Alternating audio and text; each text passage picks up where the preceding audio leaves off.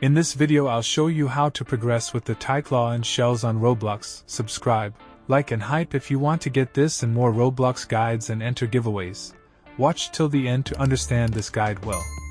I'll tell you the best progression path in shells right now because a lot of players waste shellings on bad upgrades or stay too long on weaker islands without realizing there are way faster ways to progress.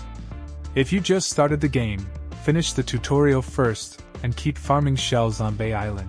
Early game is pretty simple. You mainly want to focus on getting your first real upgrades like the gold sifter or simple TIDECLAW because the starter gear becomes useless very quickly. Once you have decent farming speed, buy a boat from the shipwright and start traveling toward Crescent Shore. This is where the game actually starts opening up. Around this stage, the RGB TIDECLAW is one of the best upgrades you can get because it carries you through a huge part of the game. You should also start working on Oro's questline because eventually that unlocks the energy TIDECLAW, which is insanely good for progression.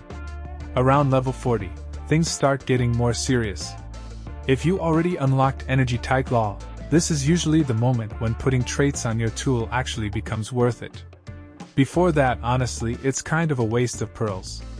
At this stage, you should start grinding on Caldera K or continue farming Crescent Shore depending on your setup. Your next big goal is either Blood TIDECLAW or Solar TIDECLAW. Blood is cheaper and easier to reach first. But if you get lucky enough to obtain a Sun Shard while using Energy TIDECLAW, then going straight for Solar TIDECLAW is honestly the better move because the stats are crazy good for farming. Once you reach around level 80 and finally get Blood or Solar, head over to Solmere Island. Before entering fully, you'll need to beat the Hercules Duel challenge. After winning, start grinding for Brine Blossom because this becomes one of the strongest TIDECLAWs in the game for a long time.